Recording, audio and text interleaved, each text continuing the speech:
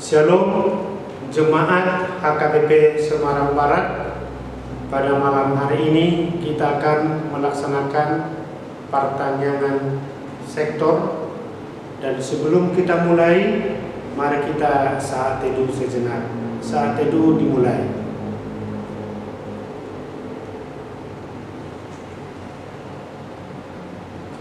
Amin.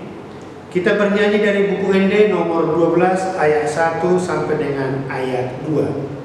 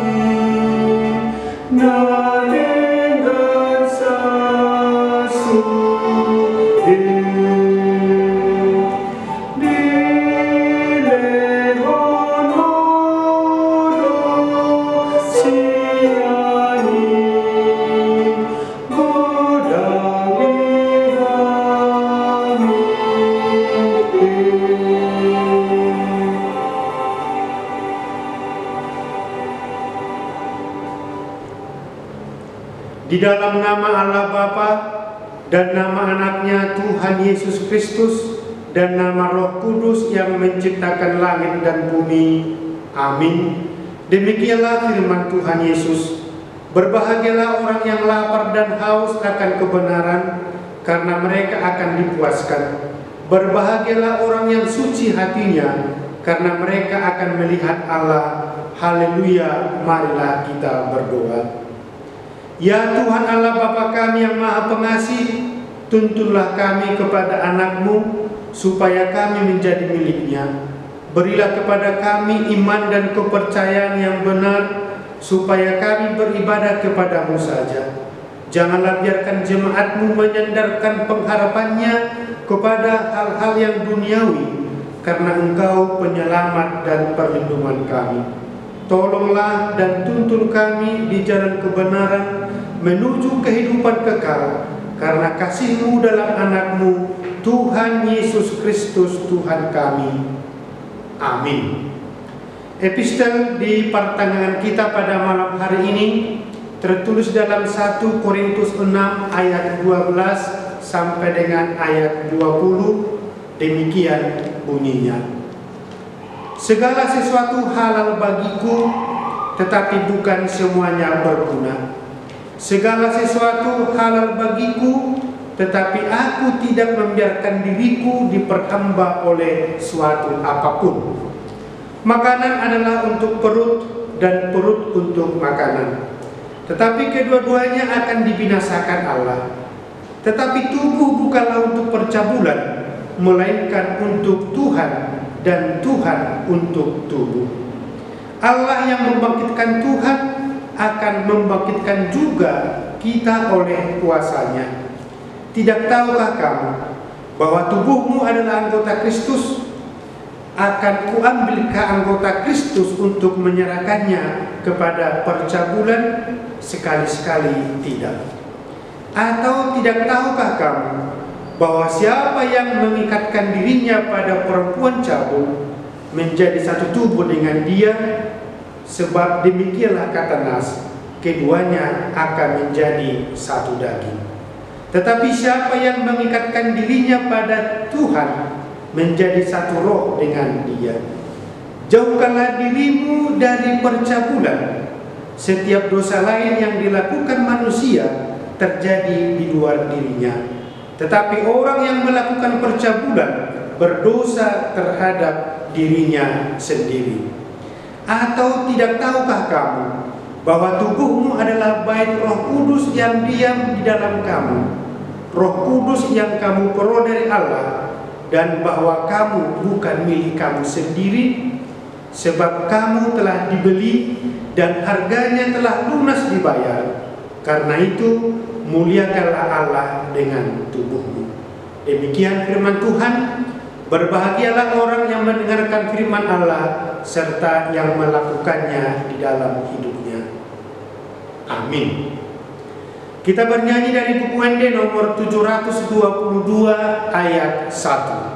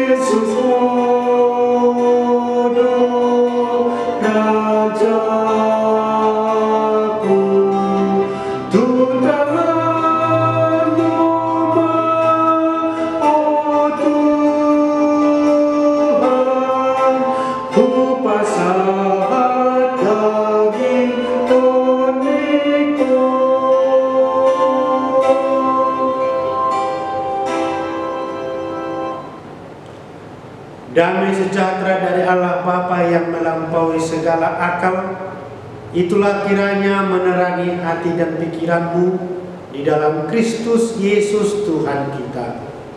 Amin. Saudara-saudara jemaat yang dikasihi oleh Tuhan Yesus Kristus, firman Tuhan yang menjadi khotbah di pertanyaan kita pada malam hari ini tertulis dalam kitab Kejadian pasal 11, dimulai dari ayat 1 sampai dengan ayat 9. Demikian firman Tuhan. Adapun seluruh bumi satu bahasanya dan satu logatnya. Maka berangkatlah mereka ke sebelah timur dan menjumpai tanah datar di tanah Sinear, lalu menetaplah mereka di sana. Mereka berkata seorang kepada yang lain, marilah kita membuat batu bata dan membakarnya baik-baik. Lalu bata itulah dipakai mereka sebagai batu dan gala-gala sebagai tanah liat. Juga kata mereka, marilah kita dirikan bagi kita sebuah kota dengan sebuah menara yang puncaknya sampai ke langit. Dan marilah kita cari nama supaya kita jangan terserak ke seluruh bumi. Lalu turunlah Tuhan untuk melihat kota dan menara yang didirikan oleh anak-anak manusia itu. Dan ia berfirman, mereka ini satu bangsa dengan satu bahasa untuk semuanya. Ini barulah permulaan usaha mereka. Mulai dari sekarang, apapun juga yang mereka rencanakan, tidak ada yang tidak akan dapat terlaksana. Baiklah kita turun dan mengacau balaukan di sana bahasa mereka, sehingga mereka tidak mengerti lagi bahasa masing-masing. Demikianlah mereka diserahkan Tuhan dari situ ke seluruh bumi, dan mereka berhenti mendirikan kota itu. Itulah sebabnya sampai sekarang nama kota itu disebut Babel, karena disitulah dikacau balaukan Tuhan bahasa seluruh bumi, dan dari situlah mereka diserahkan Tuhan ke seluruh bumi. Demikian firman Tuhan. Saudara-saudara yang dikasihi dalam nama Tuhan Yesus Kristus, Firman Tuhan dalam Yohanes 15 ayat 5c dikatakan di sana, sebab di luar aku kamu tidak dapat berbuat apa-apa. Aidam tarulah hamu agia aha anggo somat bongat tonau. Demikian kata Yesus kepada murid-muridnya. Kisah Menara Babel adalah gambaran tentang suatu komunitas manusia yang porak-poranda karena mencoba hidup dengan pola mereka sendiri dan mencoba melepaskan ketergantungannya kepada Tuhan. Mereka berkata seorang kepada yang lain, marilah kita mendirikan sebuah menara yang puncaknya sampai ke langit, dan mari kita cari nama supaya kita jangan terserak ke seluruh bumi. Itulah rencana manusia. Rencana manusia itu adalah suatu bentuk kesombongan, di mana manusia berupaya melintasi batas-batas yang ditetapkan oleh Allah. Manusia mulai memikirkan apa yang menjadi penting dan menarik untuk reputasi dan penguasaan diri sendiri. Mereka ingin mencari pengakuan dari dunia sekitar tentang kehebatan mereka. Sementara panggilan dan perintah Allah kepada manusia adalah memenuhi bumi dan beranak cucu. Maka dengan menetap di satu tempat tertentu, itu berarti telah melawan rencana Allah. Saudara-saudara yang dikasihi dalam nama Tuhan Yesus Kristus, awalnya mereka berasa bahwa mereka memiliki kemampuan untuk membangun, di mana itu didukung dengan potensi sumber daya alam, dengan batu bata yang bagus, serta sumber daya manusia. Mereka pintar, mereka satu bahasa dengan kecerdasan dan ambisi mereka yang sungguh luar biasa. Sehingga rencana dan proyek pembangunan mereka pasti berhasil. Itulah tekad manusia dengan pola pikir mereka pada saat itu. Namun apa yang menjadi rencana dan ambisi manusia mendapat perhatian Allah dan jelas tidak sesuai dengan mandat yang ditugaskan atas hidup manusia. Manusia melawan apa yang menjadi ketetapan Allah bagi masa depan populasi manusia. Alam yang diciptakan Allah sedemikian luas yang sanggup menampung seluruh kegiatan manusia dengan segala peradabannya. Rencana dan pikiran manusia sudah bertolak belakang dengan rencana Allah. Maka cara Allah yang sangat luar biasa menggagalkan rancangan manusia adalah dengan mengacau balaukan bahasa yang mereka gunakan sebagai alat pemersatu. Kekacauan itu menyebabkan kerusakan yang luar biasa, di mana proyek pembangunan kota dengan menara yang tinggi menjadi berhenti. Manusia tidak dapat berkomunikasi satu dengan lainnya. Kekuatan bahasa yang mereka sombongkan dihancurkan oleh Allah.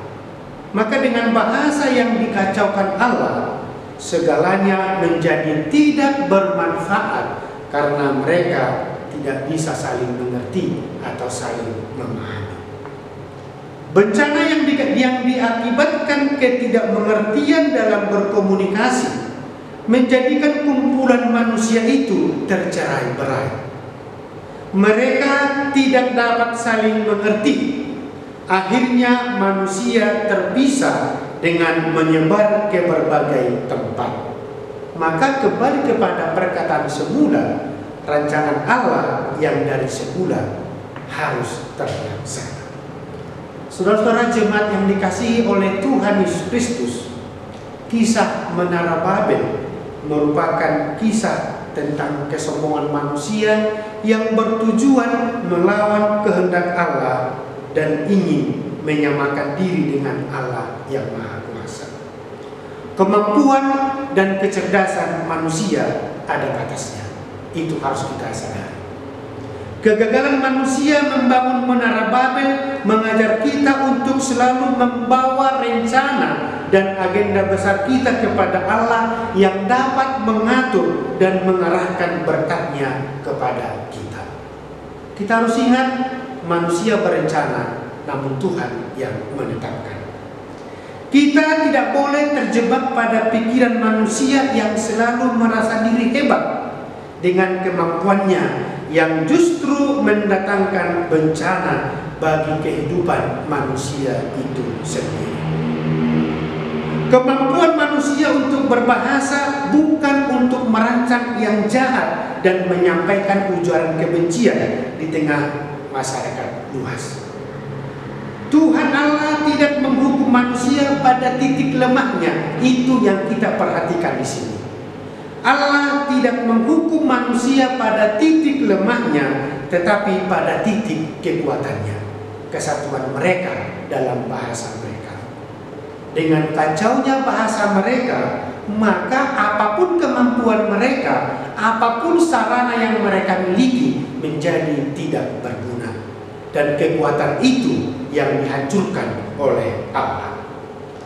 Kekacauan dalam berbahasa sudah cukup mengagalkan rencana jahat manusia. Tuhan dapat membuat kita gagal dan jatuh jika kita sombong. Hal itu bertujuan supaya kita hidup dalam kehendak Tuhan. Kemajuan teknologi saat ini sungguh menjadi berkat bagi kita. Itu sangat kita rasakan dan sangat kita syukuri saat ini. Apalagi di masa pandemi COVID-19 sekarang ini, kita bisa melakukan aktivitas kita dengan berkat Tuhan melalui teknologi. Melaksanakan ibadah di rumah kita masing-masing, kantor-kantor atau rapat-rapat, bahkan sekolah, mungkin juga mahasiswa yang melaksanakan sidang terakhir dilaksanakan secara online atau Zoom, dan mereka merasakan hasil dari kecanggihan teknologi tersebut. Dalam hal ini kita bisa melihat bencana tidak menghambat manusia berkarya dan mencapai harapannya dalam hidupnya. Aplikasi sistem teknologi yang demikian akan mempermudah semua urusan manusia. Saudara-saudara, tetapi kita tidak boleh terlena. Di tengah-tengah kemajuan teknologi sekarang ini, justru banyak masalah yang terjadi dalam hidup manusia. Apakah itu dalam urusan medis, sistem komputerisasi, perbankan, dan banyak hal lainnya, justru bisa memperumit manusia. Di situ kita sadar, teknologi yang kita ciptakan atau yang diciptakan manusia awalnya untuk mempermudah pekerjaan manusia, tetapi akhirnya bisa menjadi menguasai manusia itu, yang akhirnya bisa mencelakai diri manusia itu sendiri. Jadi kita harus sadar, awalnya kita yang menguasai yang kita ciptakan, tetapi lama-kelamaan justru kita yang dikuasai. Itulah di sisi lain jahatnya teknologi sekarang ini, sisi negatif daripada teknologi. Untuk itu, marilah kita gunakan sarana bahasa, sarana kemajuan teknologi, kepintaran kita, tujuannya hanya untuk memuji Tuhan, melakukan kehendak Tuhan, menunjukkan kemuliaan Tuhan dalam hidup kita, dan juga selalu bersyukur kepada Allah di dalam kerendahan hati serta takut kepada Tuhan. Kita harus ingat, Bapak Ibu, saudara-saudara, yang kita cari adalah kerajaan Allah dan kebenarannya. Seperti firman Tuhan dalam Matius 6 ayat 33. Bukan kerajaan manusia dengan segala hawa nafsunya. Itu semua pasti akan berlalu. Kehebatan dan prestasi manusia hendaknya tidak membuat kita buta dan tuli rohani, tetapi tetaplah kita rendah hati. Contohnya, seorang dokter yang mau melaksanakan operasi pasti berdua dulu. Pilot sebelum terbang pasti berdua dulu. Pedagang sebelum berjualan pasti berdoa dulu, dan lain sebagainya. Yang menjadi pertanyaan, kenapa itu dilaksanakan? Kita harus sadar, ada human error, ada kesalahan manusia. Seahli apapun manusia dalam bidangnya, ada kesalahan. Maka dalam hal itu kita harus sadar, kita itu membutuhkan pertolongan dan restu dari Tuhan. Maka kita bisa melaksanakannya dengan baik dan semuanya untuk kemuliaan nama Tuhan. Amin. Kita berdoa. Terima kasih Bapa di surga, dengan firman-Mu yang menyapa kami pada malam hari ini. Ajar kami Tuhan untuk mempergunakan berkat-Mu melalui teknologi, melalui pengetahuan yang kami miliki, hanya untuk memuliakan nama-Mu. Jangan menjadi sebuah kesombongan bagi kami, sehingga kami melupakan rencana-Mu dalam hidup kami. Kami sadar Tuhan, banyak kelemahan kami, dan itu bisa kami lihat dalam dunia sekitar kami. Sepintar apapun manusia dalam keahliannya, pasti pernah terjadi kesalahan. Itu hendaknya menyadarkan kami Tuhan, untuk kami tetap rendah hati dalam setiap keahlian yang kami miliki, supaya semuanya itu kami pergunakan untuk melayani sesama manusia, terlebih melayani Engkau demi kemuliaan nama. Terima kasih Bapa, berkati seluruh jemaat-Mu dimanapun mereka berada melaksanakan ibadah pertanyaan hari ini. Biarlah kasih-Mu tetap menyertai mereka. Terima kasih Bapa, ampuni atas segala dosa-dosa kami, agar kami layak di hadapan. Dalam nama Yesus Kristus kami berdoa kepada-Mu. Amin. Kita bernyanyi dari buku ND nomor 691 ayat 1 sampai 2 sambil mengumpulkan persembahan.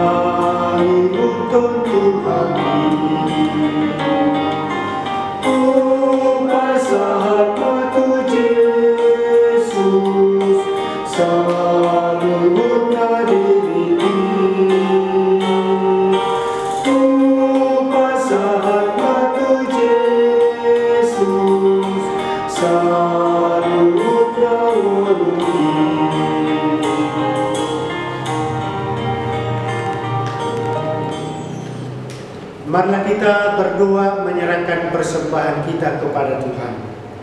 Ya Allah Bapa kami yang di surga, kami mengaku bahwa Tuhan adalah sumber dari segala karunia yang melimpah dalam kehidupan kami masing-masing.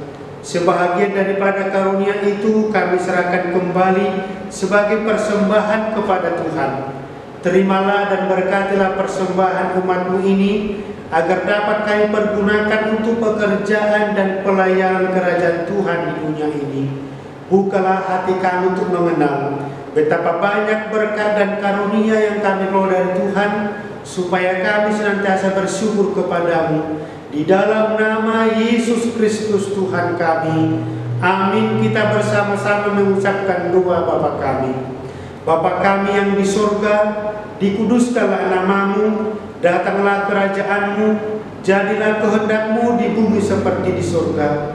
Berikanlah kami pada hari ini makanan kami yang secukupnya, dan ampunilah kami akan kesalahan kami, seperti kami juga telah mengampuni orang yang bersalah kepada kami. Dan janganlah membawa kami ke dalam pencobaan, tetapi lepaskanlah kami daripada yang jahat. Karena Engkaulah yang punya kerajaan dan kekuasaan dan kemuliaan sampai selama-lamanya. Amin. Anugerah Tuhan kita Yesus Kristus, kasih setia dari Allah Bapa, dan persekutuan Roh Kudus kiranya menyertai kamu sekalian. Amin.